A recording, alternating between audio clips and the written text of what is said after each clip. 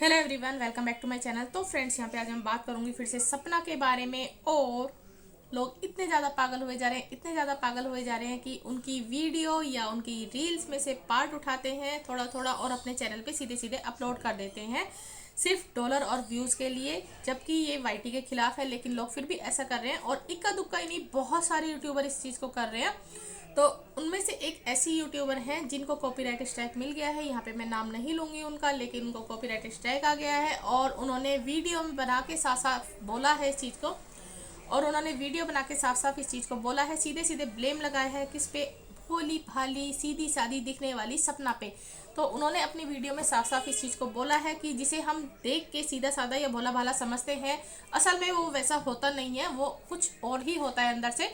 तो उन्होंने कमेंट भी दिखाया है अपनी वीडियो में यहाँ पे कि तो उन्होंने कमेंट भी दिखाया है अपनी वीडियो में कि सपना ने उनको कॉपीराइट स्ट्राइक की धमकी दी है, भेजा है कि भाई इस वीडियो को अभी की अभी डिलीट कर दीजिए। कोई शादी वाली वीडियो थी उनकी, उन्होंने वो यूज़ की है अपने चैनल पे। तो उनको बोला गया है कि इसको डिलीट कर दीजिए, नहीं तो मैं आपको कॉपीराइट स्ट्राइक भेजूंगी। तो उन्होंने उस वीडियो को प्राइवेट कर दिया है, लेकिन बहुत ज़्यादा अच्छे खासे व्यूज़ आए थे, लाखों में उनके। तो इसलिए वो बहुत ज़्यादा परेशान है और उन्होंने सीधे सीधे वीडियो बना के सपना से पूछा है इस चीज़ को कि आपने सिर्फ मेरे साथ ही ऐसा क्यों किया, जबकि मैंने आपके खिलाफ कुछ नहीं बोला और आपके फेवर में ही मतलब वीडियो बनाई थी। तो उनको समझ नहीं आ रहा कि भाई सपना ने ऐसा क्यों किया है। और जितने जितने लोग इस चीज़ को काम को कर रहे हैं, उन्होंने उनसे भी कांटेक्ट किया है कि आपके साथ भी कुछ ऐसा हुआ है या नहीं हुआ, आपके पास भी मतलब कॉपीराइट स्ट्राइक की कमेंट भेजा गया है या नहीं भेजा गया। तो किसी ने भी कहा है कि नहीं, हमारे पास ऐसा कुछ भी नहीं आया है। तो इसलिए वो बहुत ज़्यादा परेशान है कि सिर्फ उनके साथ ही ऐसा क्यों हुआ। लोग फिर भी पागल हुए जा रहे हैं इस चीज़ के लिए। ऐसा नहीं करना चाहिए। आपको बोलना है, कुछ अगेंस्ट में बोलना है, आप अगेंस्ट में बोलिए। अगर आपको कुछ गलत नज़र आता है, अगर आप उनके फेवर में बोलना चाहते हैं, आप उनसे प्यार करते हैं, आपको चाहे वो कितना भी कुछ दिखाएं गलत सलत, लेकिन फिर भी आप उनके प्यार में बोलना चाहते हैं, तो आप बोलेंगे ही, क्योंकि व्यूज़ जो मिलते हैं। तो यहाँ पे यही चल रहा है, उस पाने के लिए चमचागिरी करते करते उनके फेवर में ही बोलते रहते हैं, चाहे वो अपनी वीडियो में कुछ भी दिखाएं गलत सलत सलत। तो चलिए फ्रेंड्स, आगे बढ़ते हैं। तो यहाँ पे सीधी सादी दिखने वाली सपना ने भेज दिया है कॉपीराइट स्ट्राइक। ऐसा लोगों के कमेंट से और उनकी पिछली वीडियो को देखते हुए अब थोड़ा समझ आ रहा है कि सीधी सादी तो नहीं है। तो चलिए बढ़ते हैं अब आगे। अब जो उनकी लाइफ है मैरिज के बाद की, तो वो उसको अपलोड कर करके डाल रही हैं। और कल की जो वीडियो है उसमें उन्होंने लिखा है कि मेरी फैमिली को किसी की नज़र ना लगे। तो भाई इतनी जल्दी आपकी फैमिली बन गई और अभी बनी है फैमिली? वैसे तो मुझे लगता है कि ये फैमिली शायद बहुत पहले से थी, कि अब तो आपकी बेटी 1 साल की हो गई है, लेकिन जब से वो इतनी सी थी वो फैमिली तो तब से नज़र आ रही है, अभी से नज़र नहीं आ रही है। तो कल की जो वीडियो में राजवीर जी अपनी अपनी सपना की बेटी को खाना खिला रहे हैं अपने हाथों से। तो वहाँ पे पीछे से सपना जी वॉइस ओवर करे जा रही हैं और बोली जा रही हैं कुछ ना कुछ कुछ ना कुछ। तो यहाँ पे जो भाभी बोलने वाले देवर थे वो एकदम से इतना चेंज हो गए हैं। भेड़ वो बोलते हैं एकदम से, जब कटोरी खाली हो जाती है, ले भेड़, आधे घंटे से मतलब लगी पड़ी थी, लेके बैठी हुई थी, तेरे से खाना नहीं खिलाया जा रहा था, ले भेड़ पकड़। इतनी जल्दी भाभी अभी अभी बीवी बनी है, इतनी जल्दी इतनी अच्छी बाउंडिंग, समझ नहीं आया। तो और यहाँ पे सपना जी ने कहा है कि राजवीर जी बहुत ध्यान रखते हैं, बहुत प्यार करते हैं।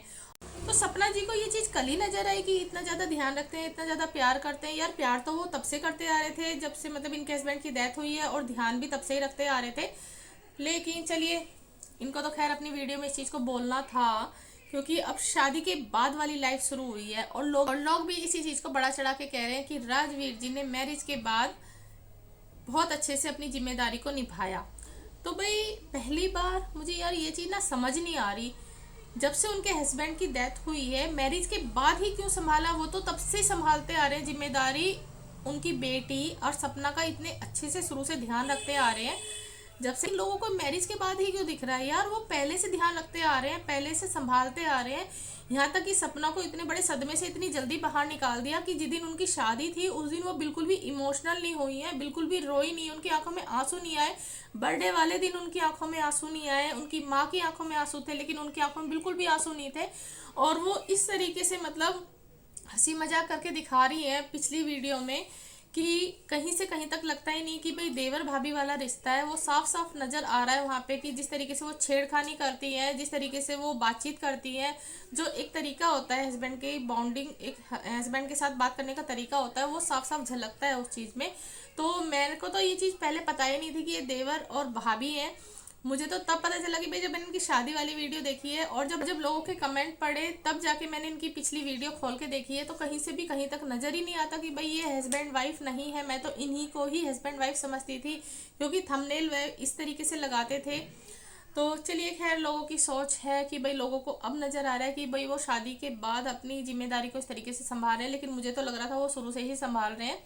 कि शादी में भी बिल्कुल भी ये बहुत ज़्यादा खुश थी, एक बार भी इमोशनल नहीं हुई, जबकि ये बहुत ज़्यादा मतलब ये बोल रही थी कि मैं भैया मानती हूँ, और भैया बोल बोल के भी दिखा रही थी हर जगह पे। तो इतनी जल्दी मतलब अगर कोई भैया ही मानता है तो इतनी जल्दी पहली बात तो शादी के लिए तैयार नहीं होगा। चलिए अगर मैं मानती हूँ कि भाई बहुत ज़्यादा फोर्स किया गया है या कुछ भी है ऐसा, तो थोड़ा तो यार हस्बैंड को याद करके इमोशनल तो हो, लेकिन इनके फेस से शादी वाले दिन कहीं से कहीं तक नहीं झलका। चाहे आप इस चीज़ को बुरा माने चाहे भला माने।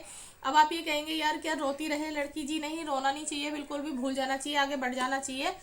और ख़ास तौर पे ऐसे इंसान को तो बिल्कुल भूल जाना चाहिए कि जो केयरिंग ना हो, जो लविंग ना हो। लेकिन इनके हस्बैंड तो बहुत ज़्यादा अच्छे थे, बहुत ज़्यादा लव करते थे, बहुत ज़्यादा केयर करते थे।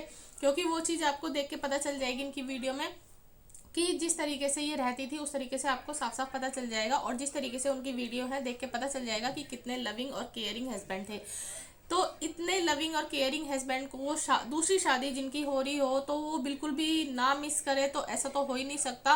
क्योंकि चेहरे से कहीं भी नजर नहीं आ रहा, और जहाँ जहाँ मतलब ये जा रही थी, जहाँ जहाँ रस्म हो रही थी, तुरंत ये बढ़ती चली जा रही थी, आगे होती चली जा रही थी।